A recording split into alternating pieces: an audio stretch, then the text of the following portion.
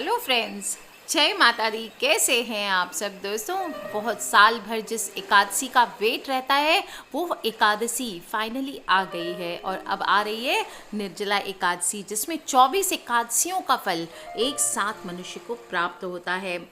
24 एकादशी साल में आती है। जब एक अधिक मास आता है तो एकादशियों को मिलाकर इनकी संख्या 26 हो जाती है और सभी एकादशियों पर हिंदू धर्म में आस्था रखने वाले भगवान विष्णु, भगवान कृष्ण, उनके स्वरूपों की पूजा करते हैं, उपवास रखते हैं।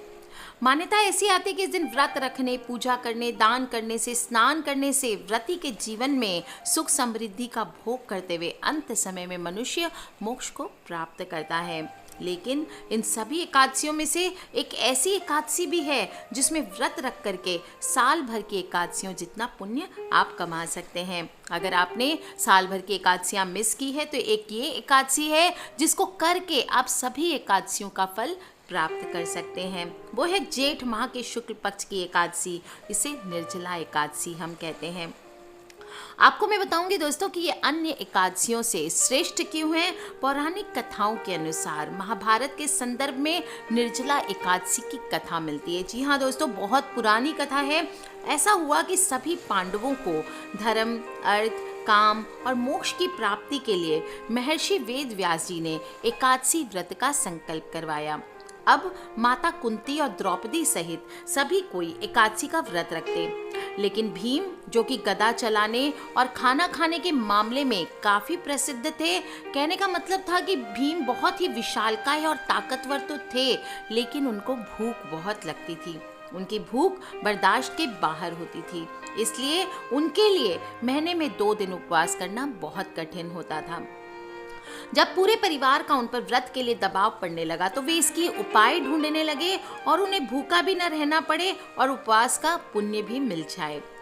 अपने पेट पर आई इस विपत्ति का समाधान के लिए वो महर्षि वेद व्यास जी के पास पहुंचे। भीम उनसे पूछते हैं, पितामह, मेरे परिवार के सभी सदस्य एकादशी का उपवास रखते हैं और मुझ पर भी दबाव बनाते हैं, लेकिन मैं धर्म, कर्म, पूजा पाठ, दान आदि कर सकता हूँ, लेकिन उपवास रखना मेरे सामर्थ्य की बात नहीं है। मेरे पेट के अंदर वृक नामक जठर अग्नि है, जिसे शांत करने के लिए मुझे अत्यधिक भोजन की आवश्यकता पड़ती है, अतः मैं भोजन के बिना नहीं रह सकता। तब व्यास जी कहते हैं, भीम, यदि तुम स्वर्ग और नरक में यकीन रखते हो तो तुम्हारे लिए ये व्रत करना बेहद जरूरी है। इस पर भीम की चिंता और बढ़ गई। उसने व्यास जी से कहा, हे महर्षि, कोई ऐसा उपाय बताने की कृपा करें जिसे साल भर में एक बार व्रत रख लूं मैं और मोक्ष की प्राप्ति हो जाए। इस पर महर्षि वेदव्यास ने गदाधारी भीम को कहा कि हे वत्स, ये उपवास है तो बड़ा ही कठिन, लेकिन इसे रखने से तुम्हारे सभी एकादशियों के उपवास का फल प्राप्त हो जाएगा। उन्होंने कहा कि इस उपवास के पुण्य के बारे में स्वयं भगवान श्री कृष्ण ने मुझे बताया था। तुम जेठ माह के शुक्ल पक्ष की एकादशी का उपवास करो। इसमें आचमन और स्नान के अलावा जल भी ग्रहण नहीं किया जाता। अतः एकादशी की तिथि पर निर्जला उपवास रखकर भगवान केशव यानी श्री हरि की पूजा करना और अगले दिन स्नान आदि करके किसी गरीब ब्राह्मण को दान दक्षिणा देकर भोजन करवाकर फिर स्वयं भोजन करना। इस प्रकार तुम्हें केवल एक दिन के उपवास से ही साल भर के उपवासों जितना पुण्य मिलेगा। और महर्षि वेद व्यास के बताने पर भीम ने भी यही उपवास रखा और मोक्ष की प्राप्ति की। भीम द्वारा उपवास रखे जाने के कारण ही निर्जला एकादशी को भीमसेनी एकादशी भी कहते हैं। और चूंकि पांडवों ने भी इस दिन का उपवास रखा तो इस कारण इसे पांडव एकादशी भी कहा जाता है। जैसा कि महर्षि वेद व्यास जी ने भीम को बताया था कि एकादशी का ये उपवास निर्जला रहकर करना होता है, इसलिए इसे रखना थोड़ा कठिन होता है, क्योंकि एक तो इसमें पानी तक पीने की मनाही होती है, दूसरा एकादशी के उपवास को द्वादशी के दिन सूर्य उदय के बाद खोला जाता है, अतः इसकी समय अवधि काफी लंबी होती है। सभी व्रत उपवासों में माना जाए तो निर्जला एकादशी को सबसे श्रेष्ठ व्रत माना जाता है, इसलिए पूरे यत्न से इस व्रत को करना चाहिए।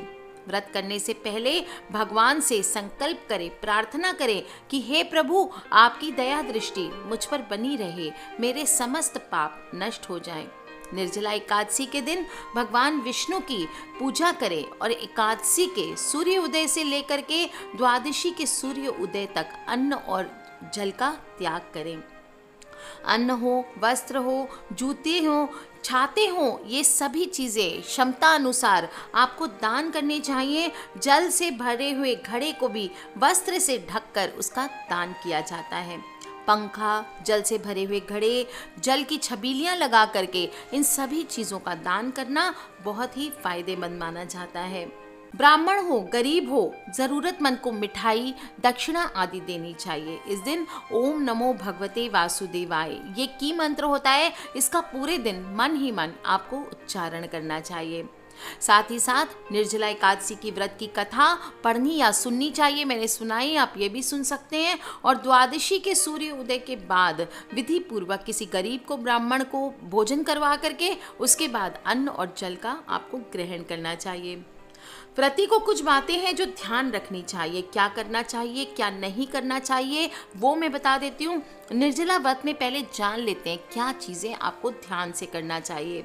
भगवान विष्णु की पूजा करना है, साथ ही साथ माता लक्ष्मी की भी हो सकती है, तो पूजा ज़रूर करें। और किसी भी स्थिति में पाप कर्म आपको नहीं करना चाहिए, पाप ना करें।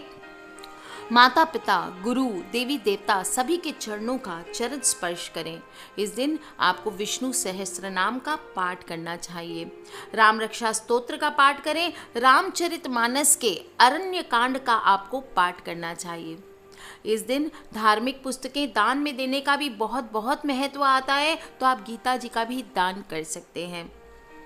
ये महीना गर्मी का होता है, इसलिए प्याऊ की अरेंजमेंट अगर आप कर सकें तो बहुत ही श्रेष्ठ माना जाता है। प्याऊ की अरेंजमेंट आपको अकेले नहीं करनी है, आप अपने कॉलोनी में, अपने जो भी कॉलोनी में रहते हैं, किसी बिल्डिंग में रहते हैं, या कहीं पे भी आपकी कोई सोसाइटी है, कोई क्लब है, आप उनके साथ मिल करके प्याऊ की अरेंजमेंट कर सकते हैं। अपने घर की छत पर या बालकनी पर पानी से भरा हुआ पात्र चिड़िया के लिए अवश्य रखें। श्री कृष्ण भगवान की उपासना करें, क्योंकि ये भी बहुत बहुत महत्वपूर्ण होता है। ये सारा जो एकादशी का उपदेश है, ये हमें श्री कृष्ण भगवान का ही दिया हुआ है, इसलिए उनकी आराधना विशेष रूप से, गीता जी का पाठ करना आदि ज़रूर करें। आपको मैं बता दूं, निर्जला एकादशी के दिन दान की बहुत महिमा होती है। इस दिन आपको गिलास में या किसी भी मिट्टी के पात्र में पानी भरकर उसके ऊपर आप एक छोटी सी प्याली में थोड़ी सी शक्कर या कोई भी मिठाई रखें, उस पर एक आम रखें और फिर थोड़े पैसे रख के किसी भी गरीब को, इसको बायना कहते हैं, वो ज़रूर निकालें और अपने किसी भी बड़े बुजुर्ग को या किसी गरीब को, ब्राह्मण को आपको दान अवश्य करना चाहिए। अन्न आपको इस दिन क्या नहीं करना चाहिए वो बता देती हूँ, भूल से भी ये गलतियाँ ना करें। अन्न आपको किसी भी कीमत पर ग्रहण नहीं करना चाहिए।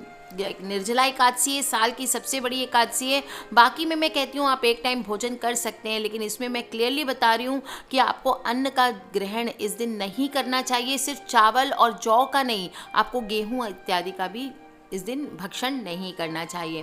आपको खाना है तो आप कुट्टू के आटे की पूरियाँ, जो भी इस तरह की सिंगाड़े की आटे की पूरियाँ, सांभर के चावल, आप ये खा सकते हैं, इनका आप सेवन कर सकते हैं।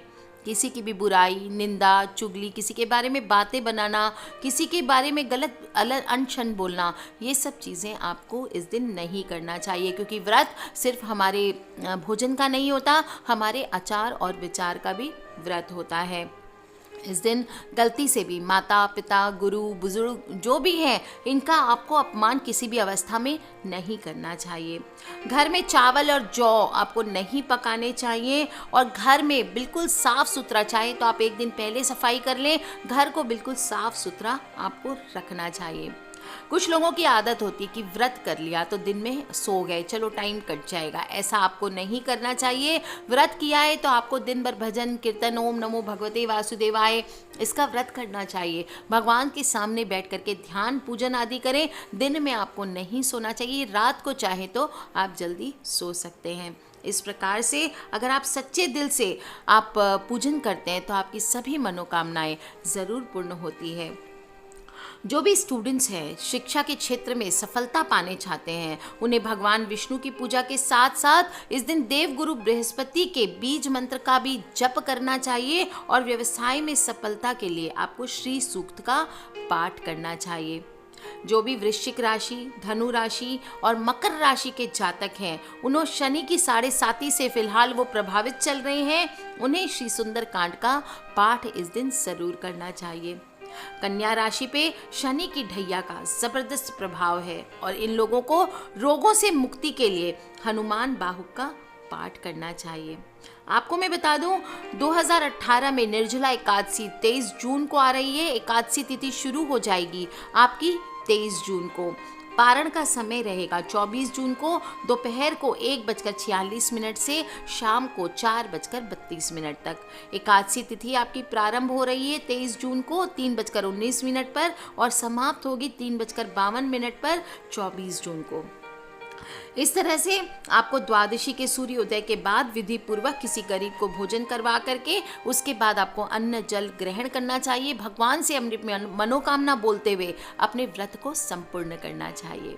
आज मैंने आपको निर्जला एकादशी की पूरी व्रत विधि बताई, क्या करना है आपको, क्या नहीं करना है वो बताया। बड़े ध्यान से सुने और अपने सभी फ्रेंड्स, फैमिली, मम्मी पापा, भाई बहन, बच्चे, जो लोग भी निर्जला एकादशी का व्रत करते हैं तो उन सभी से इसको शेयर करें। जो नहीं करते कोई भी एकादशी, उनसे भी शेयर करें, उन्हें भी महत्व बताएं कि निर्जला एकादशी क्यों हमारे। और हाँ दोस्तों, सब्सक्राइब करके रखें ताकि आप और मैं आने वाले वीडियोस के थ्रू कनेक्टेड रहें। Love you all, take care, जय माता दी। किसी भी तरह के क्वेश्चंस हो प्लीज़ मुझे वीडियो के नीचे लिख के ज़रूर पूछ लें। Love you all, take care, जय माता दी। बम बम भोलेनाथ की जय, विष्णु भगवान की जय, लक्ष्मी माँ की।